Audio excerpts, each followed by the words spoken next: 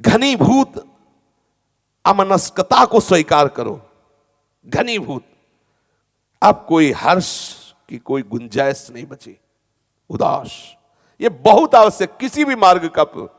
ताते मौन रहबा उचित है, ध्रुवदास जी वर्णन। ताते मौन रहे, उदासीन, शांत। तिनको परस न कीजिए, तज ध्रुव तिनको पास। कोई संबंध नहीं किसी से। यहां उपदेश कर रहे हैं ब्रह्मबोध के लिए कि घनीभूत हृदय की कठोरता, द्रवित क्रिया नहीं। अपने लिए कोई हमें मार रहा है, गाली दे रहा है, अपमान कर रहा है, निंदा स्तुति, किसका कोई प्रभाव नहीं। घोर उदासीनता, ये बहुत आवश्यक, बहुत आवश्यक है, बहुत अमृतमय वचन है। घनीभूत अमनस्कता, सर्वथा शुद्ध चिन्मात्र में स्थित हो जाओ, चिदानंद स्वरूप में। भावदेह का मतलब क्या है? चिदानंद में स्थित हो जाओ।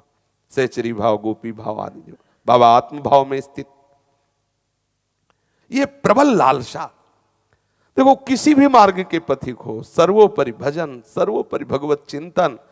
ये जो हम बाहरी सेवा पूजा करते हैं, इसका परिणाम है मानस में प्रवेश हो जाना। ये बाहरी सेवा पूजा अंतर में प्रवेश होने के लिए, यदि अंतर की सेवा नहीं प्रारंभ हुई तो अधूरी है।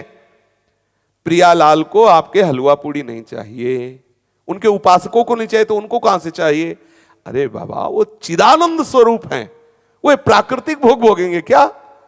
झूठे माया जलित भोगों से संतुष्ट होंगे क्या? पर इन भोगों में जो आपका भाव बनता है, उसको वो स्वीकार करते हैं। उत्तम सेवा की तरफ जब आपकी गति होगी, तो फिर वो भावोत्सवेन भजताम रसकाम, अपने सहचरी स्वरूप से आप अठो पहर चिदानंदमयी वस्तुओं से, ये पार्थिव वस्तुएं केवल भाव बनाने के लिए, पत्रम पुष्पम फलम तोयम ये में भक्ता प्रेक्षत, भाव पूर्वक अर्पित कर रहे हो तो आपका भाव बन रहा है। भाव, खास बात भाव है। नहीं तो प्रियालाल अकिंचनों को मिले ही नहीं, सेठों के यहां बैठे रहे दोनों, बनाओ खवाओ। तो लालची बिहारी बिहारी थोड़ी कि भाई जो हलवा पूरी खवाएगा उसके, मतलब थोड़ा आप विचार करो। प्रियालाल किसी के हलवा पूड़ी, रसगुल्ला, गुलाब जामुन इससे प्रसन्न होने वाले हैं? आप सोचो, अरे उनका उपासक राजी होने वाला नहीं। फिर उनका वो आपका जो भाव बनता है ना कि आज प्रियालाल को हलवा पवावे, वो भाव जो उसमें बना, वो खास बात है। वो बिना हलवा के भी हो सकता है। अगर वस्तु है और भाव नहीं तो उसकी कोई कीमत नहीं, और भाव बना लिया, वस्तु नहीं तो भोग लग रहा है। महापुरुषों ने तो ऐसे ही भोग लगाए हैं और उसका प्रसाद भी पाया। केवल ऐसे नहीं कि कोरी भावुकता ही, केवल वो बाद में प्रसाद भी उनको मिला है। जब तक हमारे हृदय में शरीर के भोगों के प्रति राग है, तब तक वस्तु का बोध होना बड़ा असंभव सा है। आपने कहा कि साधक को लक्ष्यच्युत करने के लिए माया तुली हुई है। कहीं साधक आकर्षित होकर के भ्रष्ट ना हो जाए, इसलिए सावधान। बिना कोई विघ्नों को पार किए हुए आगे नहीं बढ़ सकता। जैसे सोना बिना तपे हुए चमकता नहीं है, ऐसे साधक के जीवन में विघ्न आएंगे, घबराना नहीं। लगन प्रतिदिन बढ़ती जाए, बस तुम निश्चय यही रखो, प्रकृति, माया, प्रारब्ध, दैव सबको रौंद कर आगे निकल जाओगे। क्योंकि अपने पास भगवत भजन है, अपने पास भगवान नाम है, गुरुदेव की कृपा है। कोई न दैव, न प्रारब्ध, न माया, न प्रकृति, कोई तुम्हें परास्त नहीं कर सकती। प्रश्न आएंगे पर सावधान, अपनी निष्ठा से विचलित कभी नहीं होऊंगा, ऐसा निश्चय करो तो आत्म साक्षात्कार निश्चित हो जाएगा। आप अपनी स्वतंत्रता में छक जाएंगे, मतलब एकदम बेपरवाही, निरपेक्षता का आनंद। इस दलदल की घटना से आप और निर्भय हो गए। आप क्या, निकालने वाला तो खुद दौड़ता है, ये निकालने वाला खुद दौड़ता है। अब क्या, और निर्भय होकर बाबा आगे बढ़े। रस मार्ग में बढ़ना है तो सोच विचार के आगे बढ़ो। स्थूल दलदल नहीं फंसा सका तो फिर सूक्ष्म दलदल क्या फंसा पाएगा चित्त का। बड़ा आनंद में अंगुली पकड़ ली तो पहुंचा पकड़ ही लेगा, और काहे को छोड़ेगा। जब अंगुली पकड़ ली है तो पहुंचा पकड़ लेगा, जब उसने बाह पकड़ ली तो कौन गिरा सकता है। पूर्ण दृढ़ विश्वास रखो। और अगर सावधान नहीं रहे तो उल्टे अधिक उलझाई वाली बात आ जाएगी। जितना भी सुलझाने, वो गोस्वामी जी ने एक पद में लिखा है कि राम राम राम जी जौलो तू न जपी है, तौलो तू कहूं जाए तिहु ताप, छूटिबे के जतन विशेष बांधे जाएगो है। होए है विष भोजन जो सुधा सानि खायो, ये छूटिबे के जतन विशेष बांधे जाएगो। जैसे जैसे क्षमता का अभ्यास होने लगता है वैसे वैसे मन स्थिर होता है। यथा यथा क्षमाभ्यासात् मनसा स्थिरता भवेत, मनोवाक्काय दृष्टि नाम स्थिरता चित तथा तथा। जैसे जैसे भाव आत्मस्वरूप का सब जगह एक ही प्रभु है, वैसे वैसे मन वाणी शरीर सब स्थिर शांत होने लगता है। प्रभु के सिवा और कुछ है, इसी में चंचलता है, और सब प्रभु है, इसी में परम शांति। मन शांत हो जाता है, स्थिति एकदम आनंदमयी हो जाती है। हमें प्रतिपल आगे बढ़ना है। कहीं हमारे अंदर जो भी अनुभूतियां आ रही उसमें कहीं विश्राम नहीं मान लेना। प्राणों को संयम में किए बिना कोई निद्रा विजयी नहीं हो सकता, कोई तंद्रा विजयी नहीं हो सकता, कोई आलस्य विजयी नहीं हो सकता। योग पर आरूढ़ होने के लिए, निरंतर भजन करने के लिए, भगवत प्राप्ति के लिए प्राणों का सूक्ष्म होना आवश्यक है। त्रिगुणातीत होने के लिए प्राणों का सूक्ष्म होना आवश्यक है। देखो इतना समझ लो, भगवत प्राप्ति आपके ऊपर है। आपकी विकलता ही आपको भगवत प्राप्ति कराएगी। यदि आप साधन में प्रमाद करेंगे तो बात नहीं बनेगी। स्वामी जी महाराज कहते थे आहार बहुत अल्प साधक का होना चाहिए। मूंग की दाल में फुलका का बक्कुल डाल करके स्वयं आप खाते थे। पानी की मूंग की दाल और फुलका का ऊपर का छिलका डाल के इतना पाते थे ज्ञानाश्रम स्वामी जी। वहां जितने दिन उड़िया बाबा जी रहे, देखा कि कभी दाल अंगुली में नहीं लगी, ऐसी दाल मिली कि ऐसे करे, ऐसे डालो तो बताओ अंगुली साफ, ऐसी दाल। तो समझो क्या स्वाद होगा दाल में। कुछ अंगुली में लगा नहीं, न दाल आई न छौंक आई, ऐसी न हल्दी आई, मतलब ऐसी दाल। तभी तो मन भजन में लगेगा। यहां जब एक से एक ब्रजवासी की दुकान से भोग आ रहे हैं तो फिर भजन उसी कोटि का होगा। दाल कभी वहां गाढ़ी बनती ही नहीं, दाल का पानी मिलता और वही एक कटोरी के आटे का भोजन, बहुत सादा भोजन, अल्पभाषी, सब सात्विक जितेंद्रीय साधक जितने वहां। इस मार्ग में वही परम लाभ प्राप्त करता है जो हंस करके मरने की वेदी पे चढ़ने के लिए तैयार हो जाता है। ये मार्ग तभी कहा मरो रे जोगी मरो, मरनो है अति मीठो। दृश्य मात्र जब झूठा है ये शरीर ये संसार, तो इसके पोषण के लिए क्या धर्म छोड़ना, क्या कपट करना। गुरु ने आदेश किया इतने आटे पाना है, हम और 2 रोटी मांग के क्या ये सब क्यों। सहो चुपचाप शांत भगवदाकार वृत्ति करो। थोड़ी मुमुक्षता जागृत हो जाए या भगवत प्रेम की व्याकुलता आ जाए, कुछ अच्छा नहीं लगेगा। जब कुछ अच्छा न लगने लगे तब समझना कि अब हम मार्ग पे खड़े हैं। अभी लक्ष्य की प्राप्ति नहीं हुई, मार्ग पे खड़े हैं। केवल भगवत प्राप्ति की लगन लग जाए तो ब्रह्मादिक के भोग सब विष समलागता ही। नारायण ब्रज चंद की लगन लगी है जाए। अभी तो लगन लगी है, लगन में ऐसी अगन प्रकट हो गई, सब भस्म हो गए संस्कार। दुर्वासना जो हमें घसीटती रहती भस्म हो गई। ओहो कैसी प्रभु प्राप्ति की लगन में अगन है, जो समस्त अहमता ममता का परिवर्तन करके कामना वासना इच्छा इसको भस्म कर दिया। मन अमना हो गया। सच्चिदानंद रस से संपूर्ण अंतःकरण भगवदाकार हो गया। कोई कामना नहीं, कोई इच्छा नहीं, कोई शोक नहीं, अखंड प्रसन्नता। हमारा लक्ष्य ये है। जब तक ये स्थिति ना आवे तो कहीं राजी मत हो जाना, कहीं विश्राम मत मान लेना। बहुत बड़ी यात्रा है, बीच में इतने आकर्षण आते हैं भोगों के कि मन ऐसी प्रेरणा देने लगता है कि भगवत प्राप्ति तो हो ही जाएगी कृपा से। सामने भोग उपस्थित हुआ, इससे भोग लो, आगे प्रभु मिल ही जाएंगे। इस भुलावे में मत फंसना। ये माया अपने पार्षदों से आपको भुलावे में डालना चाहती है, इसलिए उसी समय सावधान हो जाना।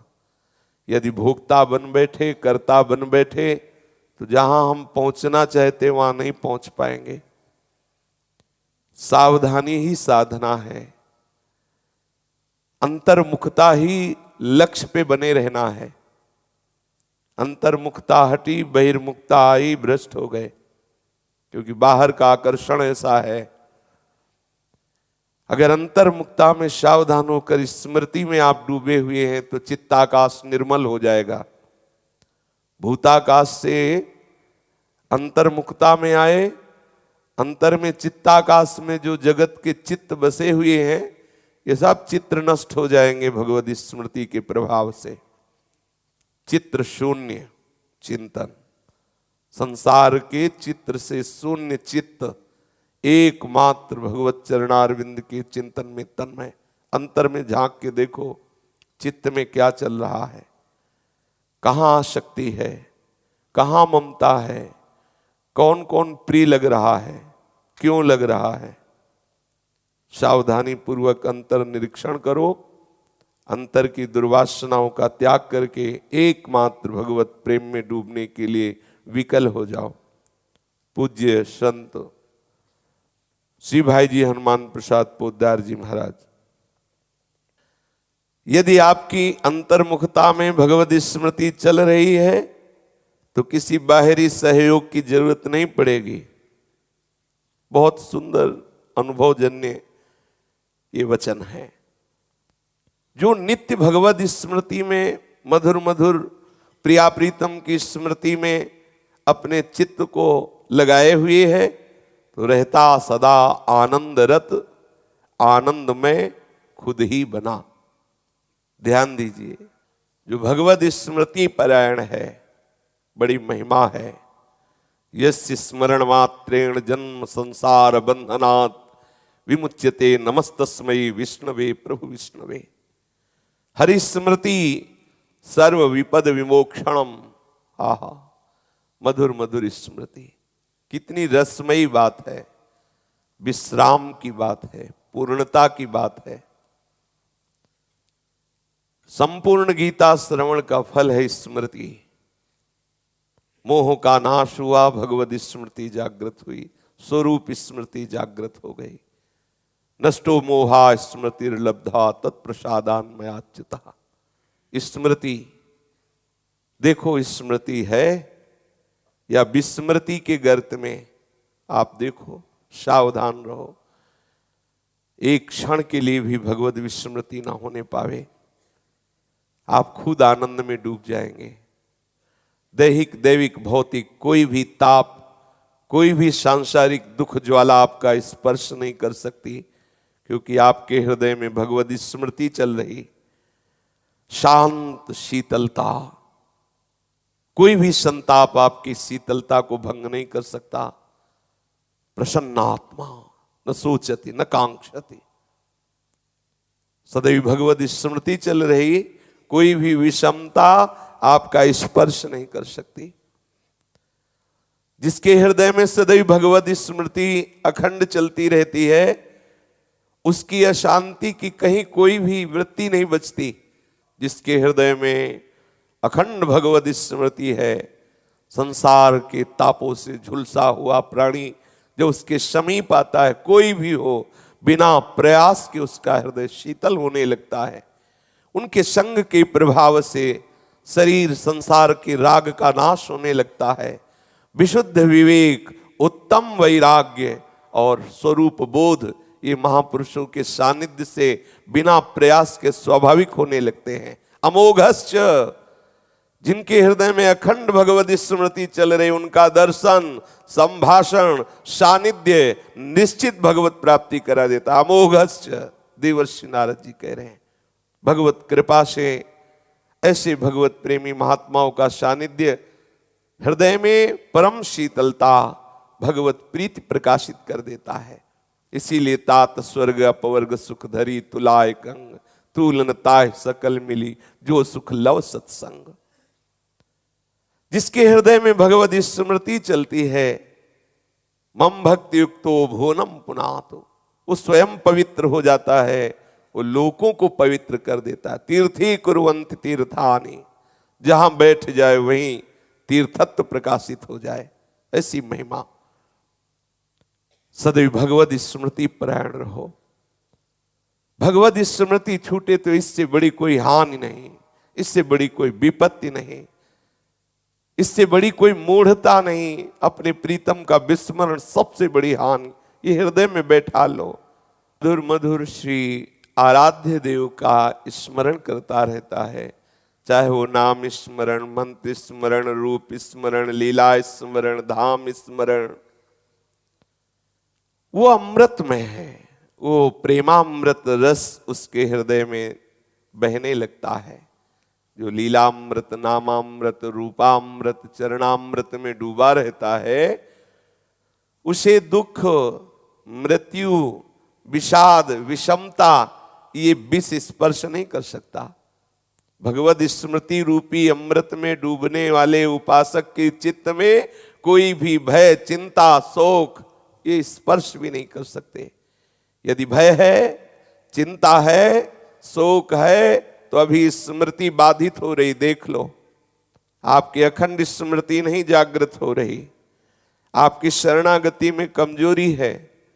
नहीं तो जगत गुरु प्रभु के चरणों का आश्रय लेते ही एक अमृत धारा प्रवाहित होती हृदय में, ज्ञान विज्ञान की।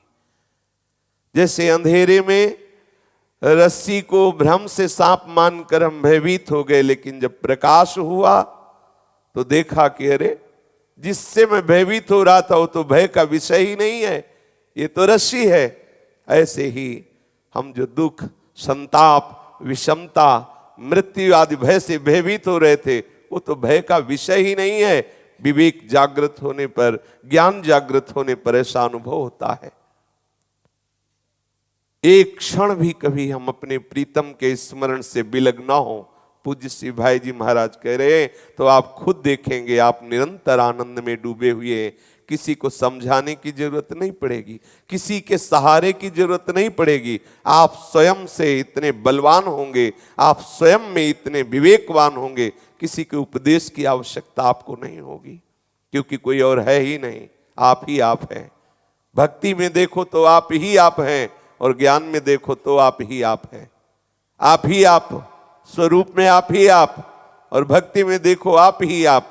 प्रीतम आप ही आप, जित देखो तित श्याममयी, दोनों जगह आप हैं। ज्ञान में आप ही आप, भक्ति में आप ही आप। किससे उपदेश चाहिए, कौन सा उपदेश चाहिए? अखंड स्मृति, इस पर विशेष ध्यान दें। आपकी स्मृति बाधित हो रही है, कोई न कोई विषय, कोई न कोई व्यक्ति का राग, कोई न कोई द्वेष, कोई न कोई प्रतिकूलता, कोई न कोई द्वंद्व हमारे चिंतन में आता है और हमारे प्रीतम की मधुर स्मृति को बाधित कर देता है। सत्संग के द्वारा, शास्त्र स्वाध्याय के द्वारा, महापुरुषों के वचनों के प्रभाव से युक्त बुद्धि के द्वारा हम उस बाधा का नाश करें, निरंतर भगवत स्मृति में डूबें। जैसा हम चिंतन करते हैं वैसे ही हमारा स्वभाव बनता है। भाई जी महाराज ठीक प्रियाजू की कृपा से वैसे ही दयालु, उदारता का स्वभाव, किसी का दुख तनिक भी देख नहीं सकते। एक बार गीता प्रेस की महिमा सुनकर के एक परिवार आया जिसकी पत्नी पधार गई थी और वो अपने बच्चों को लेके आया, एक बच्ची एक बेटा। ऐसे गीता प्रेस में प्रार्थना की कि मैं बहुत गरीब हूं, अगर मुझे कुछ दिन के लिए आश्रय मिल जाए या मेरे बच्चों को रख लिया जाए तो मैं धन कमाकर फिर ऐसी व्यवस्था कुछ करूं। पत्नी पधार गई, कोई भी खाने पीने की अर्थ की व्यवस्था नहीं, कहाँ मैं बच्चों को लेके जाऊं। तो गीता प्रेस के जो सेवक जन थे उन्होंने कहा कि कोई धर्मशाला तो है नहीं, गीता प्रेस है, यहाँ ऐसी कोई व्यवस्था नहीं है, तो इसलिए ऐसा नहीं हो सकता। भाई जी वहीं बैठे सुन रहे थे। भाई जी उठे, भाई जी ने कहा गीता प्रेस किसी मशीन का नाम नहीं है। उससे कहा कि ठीक है, मैं खपरेले में रह करके संपादन का कार्य उनका मैं इनको रखूंगा, तुम जैसी व्यवस्था करना चाहो, जितने दिन चाहो करो, ये हमारे पास रहेंगे। बड़ा वो उपद्रव करते, छोटे छोटे बच्चे। भाई जी वो उपद्रव से ध्यानस्थ रहते, उनको खिलाते पिलाते, उदारता की मूर्ति। प्रायः कोई उपासक ऐसा बर्दाश्त नहीं कर सकता कि वो गृहस्थी के बच्चे पास रख, कितनी उदारता। नहीं देख सकते दूसरे को दुखी, क्लेशित नहीं देख सकते। एक उपासक है यही वृंदावन में, कहीं कुछ ऐसी घटना देखी, वो बहुत रो रहे थे, व्याकुल हो रहे थे कि क्या करो, थोड़ा भगवत भाव में आओ। सर्वत्र उन्हीं की लीला चल रही, कहीं तमोगुणी लीला चल रही, कहीं रजोगुणी लीला चल रही, कहीं सतोगुणी लीला चल रही। इसलिए निरपेक्षता हृदय में और बढ़ाओ, नहीं तो ऐसे दुखी सुखी होते रहोगे, कैसे आप अपने स्वरूप की तरफ बढ़ोगे। पर एक स्वभाव भक्तों का होता है, वो पर दुख द्रवई तो संत पुनीता, दूसरे को दुखी देखकर वो सह नहीं सकते। अगर सावधानी न रहे तो फसाव भी हो जाता है। दूसरे के दुख को देख करके द्रवित हो जाना, पर विवेक से युक्त रहना, ममता ना होने पाना। नहीं, भरत जी महाराज से कोई गलती थोड़ी हुई थी, नवजात शिशु दया आ गई उठा लिया, पर ममता हो गई। निरपेक्षता बनी रहे, सेवा तो करो, भले ऐसा अवसर कभी आवे तो ऐसा, पर निरपेक्षता, अगर निरपेक्षता नहीं और ममता कर बैठे तो गए। बस पूज्यपाद सिउड़िया बाबा जी महाराज कहते, दया बिना साधु कसाई, और दया करी तो आफत आई। थोड़ा सावधान। निर्ममो निरहंकारा सम दुखा सुखा शमी, ममता ना होने पावे। ममता तो केवल आराध्य देव के चरणों में रहे।